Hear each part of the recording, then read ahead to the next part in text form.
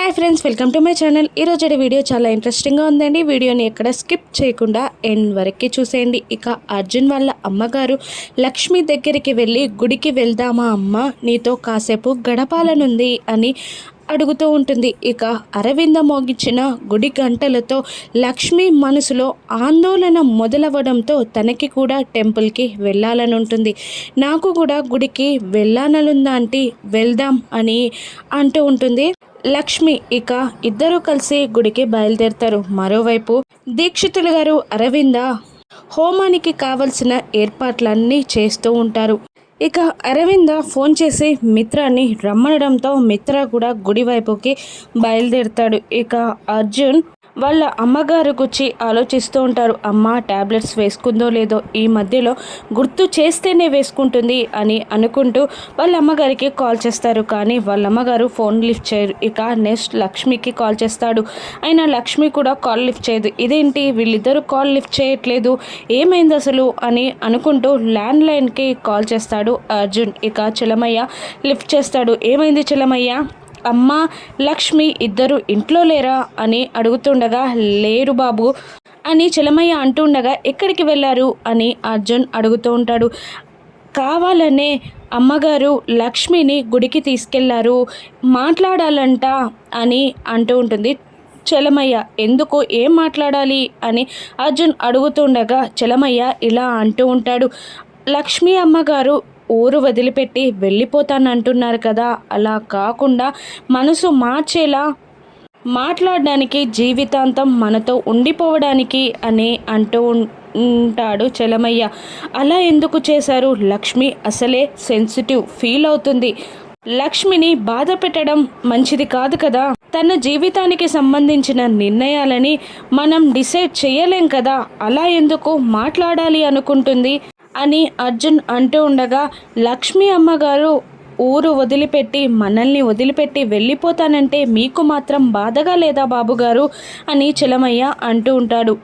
అది కాదు చలమయ్య, లక్ష్మిని ఎట్టి కోశాన కూడా మనం బాధ పెట్టకూడదు అని అంటూ కాల్ కట్ చేస్తాడు అర్జున్. ఇక మనసులో ఇలా అనుకుంటూ ఉంటాడు, లక్ష్మి అసలే చాలా సెన్సిటివ్, అమ్మ ఏం మాట్లాడుతుందో, ఏ విషయం మాట్లాడుతుందో, దానికి లక్ష్మి ఎలా రియాక్ట్ అవుతుందో, లక్ష్మి ఒక్కొక్కసారి చాలా వైల్డ్గా రియాక్ట్ అయ్యి చాలా డిసిజన్స్ చాలా ఫాస్ట్గా తీసుకుంటుంది, దానివల్ల ఎవరికేం జరుగుతుందో ముందుగా అమ్మ దగ్గరికి వెళ్ళి లక్ష్మితో మాట్లాడకుండా ఆపాలి అని అనుకుంటూ ఇక గుడికి బయలుదేరుతాడు అర్జున్. ఇక లక్ష్మి అర్జున్ వాళ్ళ అమ్మగారు గుడికి బయలుదేరుతాడు. మిత్ర గుడికి రానే వచ్చేస్తాడు. అరవింద ఎదురుగా వచ్చి, వచ్చావా మిత్ర, పద వెళ్దాం అని అంటూ కంగారు పడుతూ ఉండగా, ఏమైందమ్మా అని అడుగుతూ ఉంటాడు. మిత్ర ఏం లేదు, నువ్వు ఫస్ట్ రా అని అంటూ ఉంటుంది. అరవింద లేదమ్మా, నువ్వెందుకు ఇంతలా కంగారు పడుతున్నావో నాకు తెలియాలి, చెప్పమ్మా అని మిత్ర అడుగుతుండగా అప్పుడే దీక్షితులు గారు వస్తారు.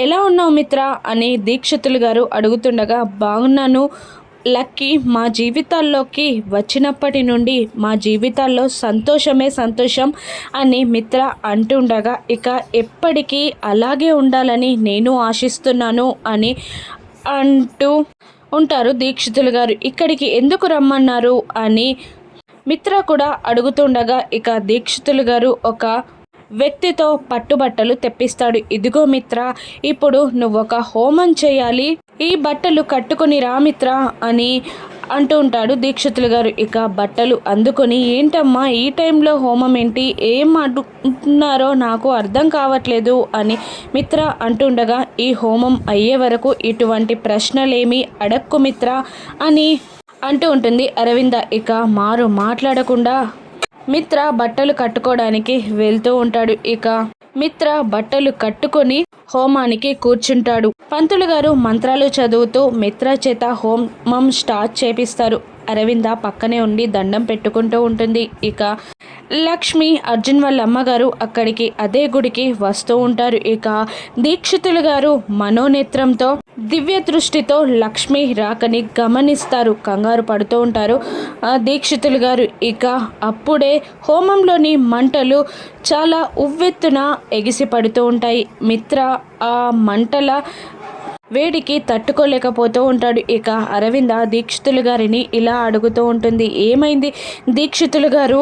ఉన్నట్టుండి హోమంలో ఒక్కసారిగా మంటలు ఇలా ఎందుకు ఎగిసిపడుతున్నాయి, ఏమైంది అని అడుగుతూ ఉంటుంది అరవింద. ఇక దీక్షితులు గారు ఇలా అంటూ ఉంటారు, ఈ హోమం ద్వారా దేవుడు మనకు ఏదో చెప్పాలని ప్రయత్నిస్తున్నాడు అరవింద.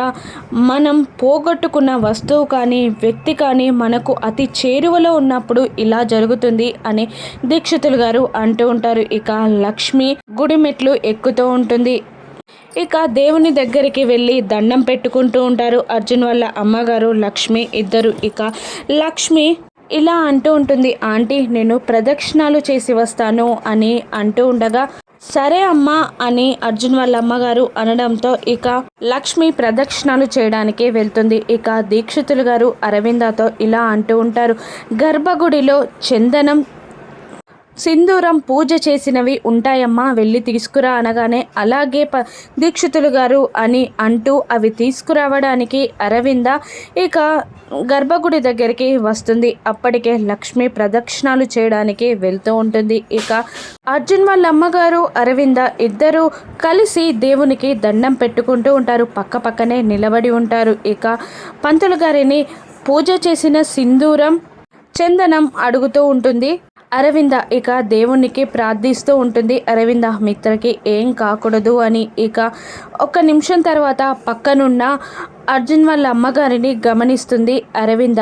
ఆవిడ చాలా కంగారు పడుతూ ఉంటుంది. అరవింద ఇలా అడుగుతూ ఉంటుంది ఆవిడని, ఏంటండి మీరు చాలా కంగారు పడుతున్నట్టున్నారు, ఏమైనా ప్రాబ్లమా, ఏమైనా జరగకూడనిది జరిగిందా అని అరవింద అడుగుతుండగా, అవునండి జరగకూడనిదే జరుగుతుంది. ఇన్నాళ్ళు మాతో ఉంటానన్న వ్యక్తి, మాతో కలిసిపోయిన వ్యక్తి, జీవితాంతం మాతో ఉంటానని అనుకున్న వ్యక్తి ఈరోజు మమ్మల్ని వదిలేసి వెళ్ళిపోతుంది, అందుకే చాలా బాధగా ఉంది నాకు అని అంటూ ఉంటుంది అర్జున్ వాళ్ళ అమ్మగారు. ఇక దూరం నుండి ప్రదక్షిణాలు చేస్తున్న లక్ష్మి అరవిందాన్ని చూసేసి పక్కన స్తంభం పక్కకి నిలబడి అర్జున్ వాళ్ళ అమ్మగారు అరవింద మాట్లాడుకున్న మాటలన్నీ వింటూ ఉంటుంది. అర్జున్ వాళ్ళ అమ్మగారు మాట్లాడుతున్న మాటలు విని లక్ష్మి బాధపడుతూ ఉంటుంది. ఇక అరవింద ఇలా అంటుంటుంది అర్జున్ వాళ్ళ అమ్మగారితో, నాకు తెలుసండి జీవితంలో నా అనుకున్న వాళ్ళు దూరమైతే ఆ పెయిన్, ఆ బాధ ఎలా ఉంటుందో నాకు తెలుసు అని అరవింద అంటూ ఉండగా, మీరు కూడా అలా మాట్లాడుతున్నారు, మీకు కావలసిన వ్యక్తి ఎవరైనా దూరమయ్యారా అని అర్జున్ వాళ్ళ అమ్మగారు అడుగుతూ ఉండగా, అవునండి మా కోడలే మాకు దూరమైంది, అందరి దృష్టిలో తను చనిపోయింది, కానీ ఆ దేవుని దృష్టిలో తను బ్రతికే ఉంది, ఏది నమ్మాలో అర్థం కావట్లేదు, కానీ తను ఎక్కడున్నా బాగుండాలి అని నేను కోరుకుంటాను, తను క్షేమంగా ఉండాలని కోరుకుంటాను, మా దగ్గరికి చేరాలని కోరుకుంటానే తప్ప ఏమీ చెయ్యలేను కదండి అని అరవింద అంటూ ఉండగా లక్ష్మి అరవింద మాటలు విని ఏడుస్తూ ఉంటుంది. ఇక పంతులు గారు వచ్చి అరవింద అడిగినవి ఇచ్చేసరికి వస్తానండి అని అంటూ ఉంటుంది. ఎందుకు, ఏదైనా ప్రత్యేకమైన పని మీద వచ్చారా మీరు అని అర్జున్ వాళ్ళ అమ్మగారు అరవిందని అడుగుతుండగా, అవునండి మా అబ్బాయితో హోమం చేయిస్తున్నాను అని చెప్పి తను వెళ్ళిపోతుంది. ఇక అర్జున్ వాళ్ళ అమ్మగారు, నేను ఏమీ కోరుకోను, లక్ష్మి మాతో పాటే ఉండాలి, తన నిర్ణయాన్ని మార్చుకోవాలి అని మాత్రమే కోరుకుంటున్నాను అని దేవునికి దండం పెట్టుకుంటూ ఉంటుంది. మరోవైపు జాను లంచ్ బ్రేక్లో బయటికి వస్తూ ఉండగా ఇక లక్కీ జున్ను ఇద్దరు బయటికి వచ్చి జానునే చూస్తూ ఉంటారు. ఏమైంది అని అడుగుతూ ఉంటుంది జాను. ఈ టైంలో ఎక్కడికి వెళ్తున్నారా అని చూస్తున్నాం అని లక్కీ అంటూ ఉంటుంది. ఇక లంచ్ బాక్స్ మర్చిపోయాను, అందుకనే ఇంటికి వెళ్దామని బయటికి వచ్చాను అని జాను అంటూ ఉంటుంది. ఇక అవునా, లేదంటే మా బాబాయ్ కోసం ఎదురు చూస్తున్నారా అని అంటూ ఉంటుంది లక్కీ. లక్కీ అని జాను అరుస్తుంటుంది. ఓ ఆగండి టీచర్ గారు, మీతో పాటు లంచ్కి మేము రావచ్చా, మా బాక్స్లని తీసుకెళ్ళి అక్కడే తింటాం అని అంటూ ఉంటుంది లక్కీ. ఇక జాను ఏమనలేక అలాగే అని ఆ పిల్లల్ని తీసుకొని బయటికి వస్తుండగా ఇక అక్కడ బయట వివేక్ కనబడతాడు జానుకి. ఇక జాను వివేక్ని చూస్తూ ఉండగా ఇక లక్కీ జున్ను ఇద్దరు జానునే చూస్తూ ఉంటారు. ఏమైంది, ఎందుకు అలా చూస్తున్నారు నన్ను అని అడుగుతుండగా లంచ్ చేయడానికి ఇంటికి వెళ్తున్నారా, లేదంటే లంచ్ బ్రేక్ని ఇలా ఉపయోగించుకుంటున్నారా అని లక్కీ చాలా ఫన్గా మాట్లాడుతుండగా లక్కీ అని అంటూ ఉంటుంది. వివేక్ కూడా నవ్వుతూ ఉంటాడు. నువ్వెందుకు మహానుభావ అంతలా నవ్వుతున్నావు అని అంటూ ఉంటుంది జాను వివేక్ని. అమ్మో, ఏం మాట్లాడుతున్నారు మీరు, ఎందుకు వచ్చావని నన్ను అడుగుతున్నారా? మా అన్నయ్య కూతురు ఇక్కడ చదువుతుంది, ఎలా చదువుతుంది, ఏం చేస్తుంది అని కనుక్కునే రైట్ నాకు లేదా అని వివేక్ అంటూ ఉండగా, అబ్బో అవునా, ఎన్ని కిలోలు చదివింది, ఎన్ని కిలోలు తన మైండ్లో పెట్టుకునేదనేది కొలవడానికి వచ్చారా మీరు అని జాను అంటూ ఉంటుంది. అఫ్ కోర్స్ అని వివేక్ అనగానే, అలా మాట్లాడకండి, వినడానికి కూడా చాలా ఏదో రకంగా ఉంది అని అంటూ ఉంటుంది జాను. ఇంతకీ మీరెక్కడికి వెళ్తున్నారు అని వివేక్ అడుగుతుండగా, లంచ్ బాక్స్ మర్చిపోయాను, అందుకని లంచ్ చేయడానికి ఇంటికి వెళ్తున్నాము. ఏ మహానుభావ నువ్వు వస్తావా అని జాను అనేస్తుంది.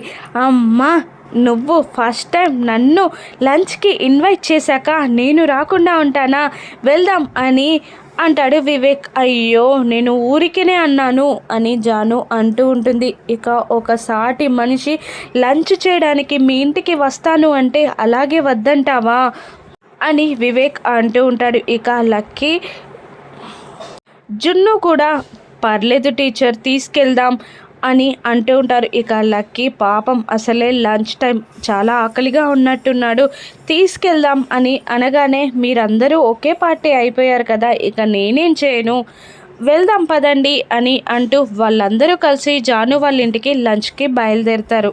ఇక ఆ సింధూరాన్ని దీక్షితులు గారికి అందిస్తుంది అరవింద.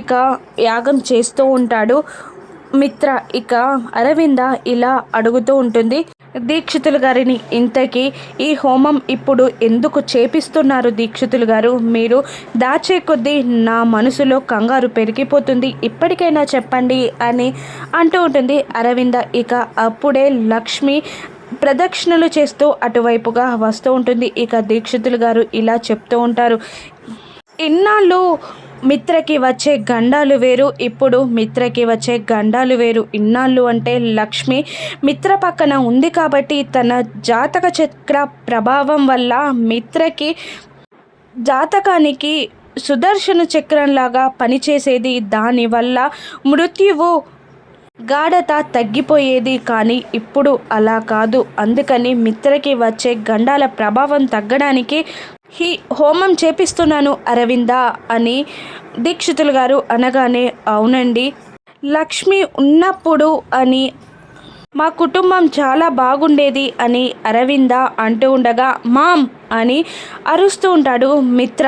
ఇంకొకసారి ఆ పేరు నేను వినేలా మాట్లాడకండి, నా జీవితంలో నేను అసహించుకునే పేరంటే అదే, నేను వినకూడని పేరంటే అదే అని మిత్ర అంటుండగా, అప్పుడే అటువైపుగా వస్తున్న లక్ష్మి మిత్ర మాటని వినేసి ఏడుస్తూ ఉంటుంది. ఏంటి మిత్ర గారు ఇంతలా నన్ను అసహించుకుంటున్నారా అని లక్ష్మి బాధపడుతూ ఉంటుంది. ఇంకా మిత్ర ఇలా అంటూ ఉంటాడు, నా జీవితంలో పలకకూడని పేరు అంటే అదే, ఇంకొకసారి ఆ పేరుని నా ముందు పలకకండి, నా జీవితంలో తను చేసిన తప్పులు లెక్కలేవు, ఆ పాపాత్మురాలి పేరుని నా ముందు పలక్కండి అని చాలా ఘోరంగా మాట్లాడుతూ ఉంటాడు మిత్ర. ఇక లక్ష్మి ఏడుస్తూనే, అసలు ఏమైంది మిత్ర గారికి, ఎందుకు నన్ను అంతలా అసహించుకుంటున్నాడు, నేను వెళ్ళిపోయినందుకు అసహించుకుంటున్నారా, లేదంటే నేను ఎందుకు వెళ్ళిపోయాననే కారణం కూడా మిత్ర గారికి తెలీదా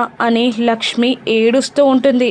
ఇక లక్ష్మికి మిత్రతో గడిపిన మధుర క్షణాలన్నీ గుర్తొస్తూ ఉంటాయి. ఇక మిత్ర లక్ష్మిని చూస్తాడా, వస్తున్న అర్జున్ లక్ష్మి గురించి ఏదైనా తెలుసుకుంటాడా, లక్ష్మి మిత్ర భార్య అన్న విషయం అర్జున్ తెలుసుకుంటాడా, మిత్రకు గండాలున్నాయన్న విషయం లక్ష్మి తెలుసుకుంటుందా, రాను ఎపిసోడ్స్లో చూద్దాం. Thank you for